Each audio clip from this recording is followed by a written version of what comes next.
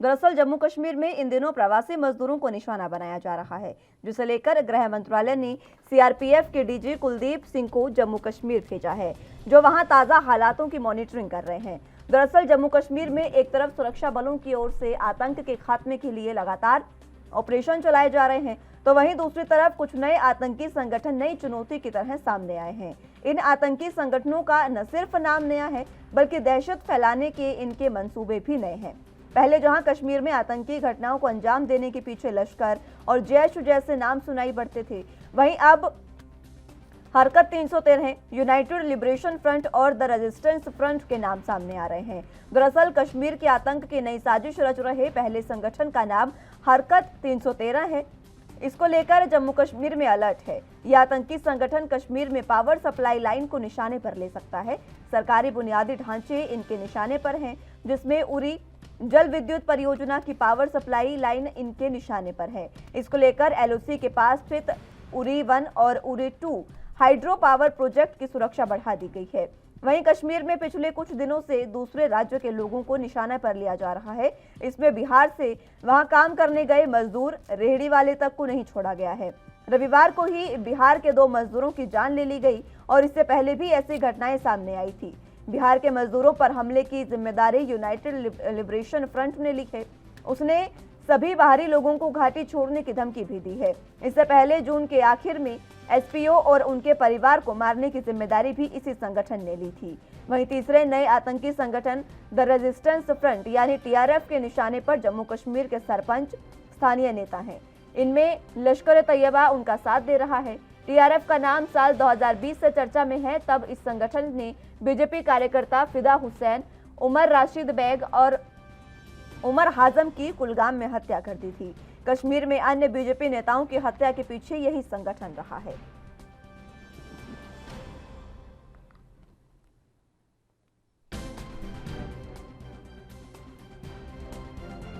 तो जम्मू कश्मीर में इन दिनों प्रवासी मजदूरों को निशाना लगातार बनाया जा रहा है और अलग अलग तरह के जो आतंकी संगठन है वो अब सामने आ रहे हैं। इससे पहले अगर आतंकी संगठनों की बात करें तो जैश ए मोहब्बत, लश्कर तैयबा, इस तरीके के आतंकी संगठन जो है वो लगातार एक्टिव रहते थे, लेकिन इस बार अब घाटी में 3 नए जो कह सकते हैं कि आतंकी संगठनों के नाम सामने आए हैं और इन्हीं संगठनों ने अपना तरीका भी बदल दिया है। 3 नाम हैं जो हरकत 313 है और यूनाइटेड लिबरेशन फ्रंट और द रेजिस्टेंस फ्रंट। ये तीनों ही जो आतंकी संगठन है वो लगातार नए नए तरीकों से आतंकी घटनाओं को घाटी में अंजाम दे रहे हैं और यहाँ पर अब गैर मुस्लिम लोगों की भी हत्या लगातार की जा रही है। और इसी की एक वानगी रविवार को देखने को मिली, जहाँ पर 2 बिहारी मजदूरों की हत्या कर दी गई और उनको सीधे तौर पर वहाँ पर गोलियों से लोगों को भूना जा रहा था, लेकिन उसमें 3 लोगों को गोली लगी थी, जिसमें से 2 की मौत हो गई है और 1 जो है उनका इलाज चल रहा है। और इसी का खौफ इस कदर आप देख सकते हैं कि जम्मू कश्मीर में जो प्रवासी मजदूर हैं वो लगातार जम्मू के स्टेशन पर पहुंच रहे हैं। जम्मू के स्टेशन पर लगातार भीड़ एकत्रित हो चुकी है और उनका साफ तौर पर कहना है कि इस तरीके से अगर उन्हें सुरक्षा नहीं मिलती है तो वो किसी भी समय एक भी पल के लिए यहाँ पर नहीं रहेंगे।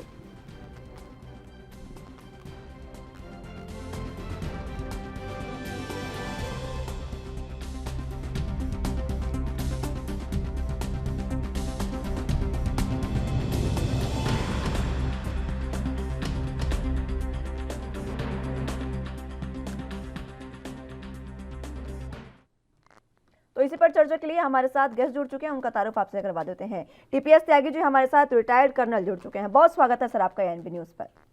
लगातार जिस तरीके से आतंकी संगठन जो है वो अब नए नए संगठन निकलकर सामने आ रहे हैं और आतंक को बढ़ावा दे रहे हैं, और आतंक को बढ़ावा इस तरीके से कि घाटी में अब आमजन भी सुरक्षित नहीं है। किस तरीके से आप तमाम चीजों को देख रहे हैं? देखिए मैडम, पाकिस्तान की तो यह ख्वाहिश हमेशा से रही है कि जब तक कश्मीर का मुद्दा जिंदा रहेगा तब तक पाकिस्तान रहेगा। इसलिए वो पहले आतंकी भेजते थे, बाद में सुरंग से भेजते थे, बाद में ड्रोन से भेजते थे, बाद में उन्होंने ग्रेनेड भेजने शुरू करे और अब उन्होंने हाइब्रिड तरह से यानी कि टारगेट करते और चुपचाप मारो और भाग जाओ और छोटे हथियारों का इस्तेमाल करके ये काम शुरू किया। लेकिन हम क्या केवल यही करते रहेंगे कि वो कौन सी नीति का इस्तेमाल कर रहे हैं? अगर हमारी पुरानी नीतियों से कुछ ठीक होना होता तो अब तक हो गया होता। इसका मतलब ये आम आदमी की समझ में आता है कि now there is a need to change in the policy and the policy should also be change in a radical way. अब आप सोच के देखें, पाकिस्तान की ताकत ना तो ISI है। हेलो, पाकिस्तान की ताकत, आप मुझे सुन रही हैं? जी बिल्कुल जी। हाँ, पाकिस्तान की ताकत ना तो ISI है, ना पाकिस्तान की फौज है। पाकिस्तान की ताकत है हिंदुस्तानी मुस्लिम, जो हिंदुस्तान के मुसलमान हैं और खास तौर पर जो उनके कट्टर नेता है, वो पाकिस्तान की ताकत है। लिहाजा अगर पाकिस्तान की ताकत को कमजोर करना है तो हमें पहले उन मुल्लाओं का जिन्होंने जहर फैलाया हुआ है, जो स्लीपर सेल पैदा करते हैं, जो ओवरग्राउंड वर्कर पैदा करते हैं, उनको पहला काम तो ये है जो प्रोएक्टिव होगा। दूसरा काम अगेन प्रोएक्टिव, वो ये कि 70,000 सैनिक हर साल भरी जवानी में रिटायर होते हैं। क्या उन सैनिकों को अगर थोड़ा इंसेंटिव देके कश्मीर बॉर्डर पे बसा दिया जाए तो मजाल है कि कोई ड्रग स्मगलिंग या आतंकी अंदर घुस जाए? ये काम आज तक नहीं किया गया, मगर किया जा सकता है। और इससे और उस हर पूर्व सैनिक के पास वो सारे गुण हैं जो एक सैनिक के पास है। तो ये पॉलिसी के अंदर चेंज लाने पड़ेंगे। लेकिन कर्नल साहब देखिए, इस बात से भी तो नकारा नहीं जा सकता ना कि अगर आतंकी संगठन यहाँ पर आ रहे हैं और इस तरीके से आम नागरिकों को अगर निशाना बनाते हैं तो कहीं ना कहीं हमारे देश के जयचंद भी तो हैं हमारे देश में मौजूद, जो इस तरीके से उनका साथ दे रहे हैं, उनको सहयोग कर रहे हैं, तभी तो इस तरीके की गतिविधियां होती हैं। वही तो मैं कह रहा हूँ कि जो उनका साथ दे रहे हैं ओवरग्राउंड वर्कर और स्लीपिंग सेल, वो कौन है? वो बुद्धिस्ट नहीं है, वो हिंदू नहीं है, वो कौन है? वो है मुसलमान, वो है मुस्लिम। तो इसीलिए कहा कि पाकिस्तान की ताकत उसकी फौज नहीं है, बल्कि पाकिस्तान की ताकत हिंदू में रह रहे मुस्लिम है। और उन मुस्लिमों में भी मुस्लिमों के कट्टर लीडर है, और जो कट्टर लीडर है अगर उनमें से 5 को भी अविलंब हाउस अरेस्ट करो या अरेस्ट करो कर दिया जाए, 15 दिन के अंदर आपको चीजें बदलती नजर आएंगी। हमको कहते रहे आज तक ढाई फ्रंट, ये जो बचा हुआ आधा फ्रंट है यही अपने आप में 3 फ्रंट है। इसको पहले कंट्रोल करो। चाइना और पाकिस्तान से तो हम निपट लेंगे, वी आर कैपेबल, और आज तक एक इंच जमीन पाकिस्तान ले नहीं पाया, तो हमें उसकी परवाह नहीं है। हमें परवाह इस इंटरनल उसकी है, पाकिस्तान की ताकत ही हिंदुस्तान के मुसलमान है। ये है ओपनिंग सेंटेंस। और दूसरी बात ये कि अब काम ये कहने से नहीं चलेगा कि अरे पाकिस्तान ने नीति बदल दी, पहले तो वो ग्रेड भेज रहा था, पहले आतंकी भेज रहा था, फिर सुरंग से आ रहा था, फिर हथियार भेज रहा था, अब वो हाइब्रिड नीति का इख्तियार कर रहा है। अरे वो क्या कर रहा था ये वो जाने, लेकिन हम इसे होने दें क्या? हम अपने लोगों को मरने दें क्या? तो अविलंब एक एक्शन की जरूरत है। और ये जरूरी नहीं है कि कोई अच्छा विचार केवल सरकार के या टॉप प्रास पे ही आएगा। अरे हम भी तो उसी हार्डवास के बने हुए हैं। मैं लड़ाई लड़ी है, मैं युद्ध में 20 तक प्राप्त हूँ। एक आदमी की जान जाती है तो हमें तकलीफ होती है, और ये यहाँ पे मैच खेलते रहेंगे, क्रिकेट का मैच खेलते रहेंगे। What is this? बकवास, Ravish. Now there is a need that we should take action. और एक्शन में जैसे मैंने बताया पहले, तो उन 5 मुस्लिम लीडर्स को जो कट्टरवादी हैं और जो अलगाववादी हैं, जिनकी वजह से ये प्रॉब्लम पैदा हुई है, तुरंत उन्हें बर्खास्त नहीं, उनको या तो हाउस अरेस्ट करो या अरेस्ट करो, पहला कदम।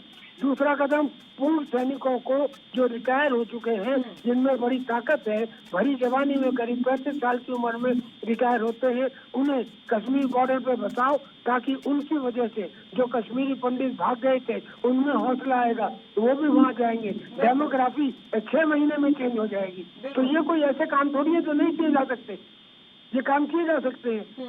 आपके चैनल पे है, आप अपने चैनल पे इसको फैलाइए इस बात को। बिल्कुल बिल्कुल, और इसीलिए ये मुद्दा हमने उठाया कर्नल साहब, ये बातें लोगों तक पहुंचनी जरूरी है। लेकिन मैं आपसे जानना चाहूंगी, देखिए चाहे कश्मीरी पंडित है, चाहे फिर वहां के मासूम आम नागरिक हैं, और अभी जिस तरीके से आम नागरिकों की हत्या की जा रही है, इरादतन इनकी हत्या की जा रही है, लगातार एक जगह पर जाकर उन पर फायरिंग की जाती है, ये जो तमाम चीजें हैं, ठीक है इसके लिए जयचंद हमारे जिम्मेदार हैं, लेकिन इनकी सुरक्षा का जिम्मा जिनका है वो तमाम अधिकारी आखिर क्या कर रहे हैं?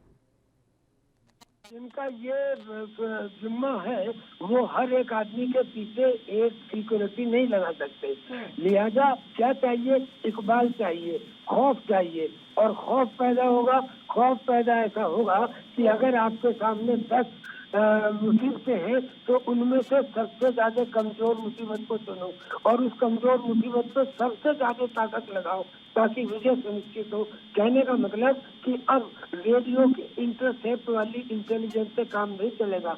अब हमें उस पुलिस कांस्टेबल की या होम गार्ड की इंटेलिजेंस के ऊपर भरोसा करना पड़ेगा जो आम आदमियों के साथ में पब्लिक टॉयलेट इस्तेमाल करता है। उसकी बताई हुई बात पक्की है और ये इंटरसेप्ट वाली ही गड़बड़ थी कि हमारे आदमी पूंछ के अंदर गए और वहाँ उनको बैठ की टीम बैठी हुई थी जिन्होंने उनके ऊपर फायरिंग कर दी। तो कभी कभी ये गलत इनपुट भी आती है लेकिन नीचे के लेवल पे आई हुई इनपुट अगर कॉरोबोरेट की जाए तो उसके ऊपर डिपेंड करना पड़ेगा। यानी कि कुल मिला के एक्शन ये होगा कि depend more on the intelligence gathered from the police and home guard rather than from radio intercept. That is one action. And second thing, if you are getting problems from 10 places in Srinagar, immediately in a fraction of a second, find out which is the biggest problem. And on that biggest problem, commit maximum force. And that will become an example for others. ये management का simple principal है जो फौज में इस्तेमाल किए जाने चाहिए। बिल्कुल बिल्कुल, और ये बदलाव होने भी चाहिए कर्नल साहब, ये बदलाव जरूरी भी है क्योंकि अगर ऐसे आम नागरिकों की जान जाती रही तो बहुत दुर्भाग्यपूर्ण स्थिति आगे को हो जाएगी। लेकिन देखिए पहले ही कई आतंकी संगठन थे, चाहे फिर वो जैश ए मोहम्मद हो, लश्कर ए तैयबा हो या फिर कोई भी आतंकी संगठन हो। अब तीन नए आतंकी संगठन जब उठकर आ रहे हैं तो आखिर हम इनसे निपटें कैसे, ये सबसे बड़ा सवाल है क्योंकि पहले के जो थे उन्हें हम पूरे तरीके से खत्म नहीं कर पाए आतंकी संगठनों को और अब नए आतंकी संगठन उभर कर आ रहे हैं। इसकी चिंता बिल्कुल ना करें क्योंकि ये जो 3 नए आतंकी संगठन है ये 3 नए आतंकी संगठन नहीं है बल्कि पुराने संगठनों को एमलगमेट करके नाम ऐसा दिया गया है कि वो देखने में सेक्युलर लगे, जैसे अल बदर, जैसे द रेजिस्टेंस फ्रंट। और ये सेक्युलर जैसा लगने के बाद पाकिस्तान इंटरनेशनल कम्युनिटी में ये कह सके कि साहब देखिए मेरा इसमें कोई रोल नहीं है, मुझे FATF में जो मैं ग्रे लिस्ट में पड़ा हुआ हूँ फाइनेंशियल टास्क फोर्स में उसमें से बाहर निकालो। लेकिन इसका इलाज मिलिट्री नहीं है, इसका इलाज डिप्लोमेटिक है। डिप्लोमेसी में हमको ये बताया जाए कि PRF रेजिस्टेंस फ्रंट के अंदर 90% आतंकी लश्कर तैयबा के हैं और ये बात उन बाई नेम बताई जा सकती है जो हमारी खुफिया एजेंसी को मालूम है। तो ये बात बताई जाए क्योंकि इसमें कोई काट करने की गुंजाइश ही नहीं रहेगी। तो कर्नल साहब डिप्लोमेसी की आप बात कर रहे हैं, कूटनीति में मैं आप ही से जानना चाहूंगी, आप खुद रिटायर्ड कर्नल रह चुके हैं, किस तरीके के बदलाव अब हमारे पास कूटनीति में आने चाहिए, हमें बदलाव करने चाहिए जिससे हम इन स्थितियों को संभाल सकें? देखिए ऐसा है कि ये जो हम अपनी पॉलिसी की ढींग मारते हैं ना, सहनशीलता, अतिथि सरकार, करुणा, दया, क्षमा, ये सब व्यक्तिगत चरित्र हो सकते हैं, ये राष्ट्रीय चरित्र नहीं है। मेरे कहने का मतलब कि अब जो सरकार ने ये डिसीजन लिया है कि हम रशिया में तालिबान से बात करेंगे और इससे पहले भी शायद कभी बात हुई है, तो ये डिसीजन सही है। इस डिसीजन का ये मतलब नहीं है कि हमने तालिबान को मान्यता दे दी, लेकिन इस डिसीजन के थ्रू उनसे बातचीत हो सकती है और उनको टटोला जा सकता है। और जो एग्रीमेंट होते हैं वो तोड़ने के लिए ही किए जाते हैं। आप पुराना इतिहास उठा के देख लीजिए, आज तक जितने एग्रीमेंट हुए खुद के ऊपर पालन हुआ है। चाइना ने किया था क्या एग्रीमेंट का पालन हमारे साथ, अमेरिका ने किया था क्या? तो ये एग्रीमेंट की परवाह नहीं है और एग्रीमेंट करने भी पड़े षड्यंत्र उठाने के, षड्यंत्र रचने के लिए, सरप्राइज के लिए, कैमोफ्लाज के लिए, कंसीलमेंट के लिए तो करने चाहिए और करने के बाद तोड़ने चाहिए। This is called national character. जहाँ हमारा राष्ट्र का हित हो उसके लिए अगर हमें झूठ बोलना पड़े तो हमें बोलना चाहिए। अब ये बात कहीं नहीं जाती, लेकिन ये चीजें इनको कैमोफ्लाज करके, कंसील करके, सरप्राइज करके, डिसेप्शन करके पॉलिसी में बदला जा सकता है। यानी कि बातचीत करें, रास्ता निकालें डिप्लोमेटिकली और इधर मिलिट्रीली। जब तक हम मिलिट्रीली स्ट्रॉन्ग नहीं होंगे तब तक हम मेज पे मुट्ठी मार के बात नहीं कर सकते। तो मिलिट्रीली स्ट्रॉन्ग होना है और उसके लिए कार्यवाही चल रही है क्योंकि हमने अपने कमांडोज को पुंछ में उतार दिया है। 8 दिन हो गए, आज लगातार ऑल आउट ऑपरेशन जारी है। इसकी इंटेंसिटी बढ़ा दी जाएगी, लेकिन चूंकि खतरा कंसंट्रेटेड नहीं है, वाइड स्प्रेड है, पॉइंटेड नहीं है, एरिया में फैला हुआ है, लिया जाए, it will take some time to overcome it. लेकिन इसको अब इस दफा ओवरकम करने के लिए ये नहीं है कि हम सोचते ही रहे, हमको वो कहना करना चाहिए जो हमने पार्लियामेंट में कहा था। क्या ये सच नहीं है कि हमने पार्लियामेंट में खड़े होकर हमारे गृह मंत्री ने ये कहा था कि पीओ के गिलगित बाल्टिस्तान हमारा है, हम इसके लिए जान भी दे देंगे। और क्या ये सच नहीं है कि उसके तुरंत बाद chief of the army staff ने कहा था कि हम ये करने के लिए तैयार हैं अगर पार्लियामेंट कहे। और अगर ये दोनों चीजें हैं तो क्या इस पे जाके कोई दूसरा अप्रोप्रिएट टाइम आएगा? This is the time that total active proactive action should be taken in POK now. Everything will under control. बिल्कुल ठीक है कर्नल साहब, बहुत बहुत शुक्रिया आपका हमारे साथ जुड़ने के लिए और तमाम अहम चर्चा हमारे साथ करने के लिए।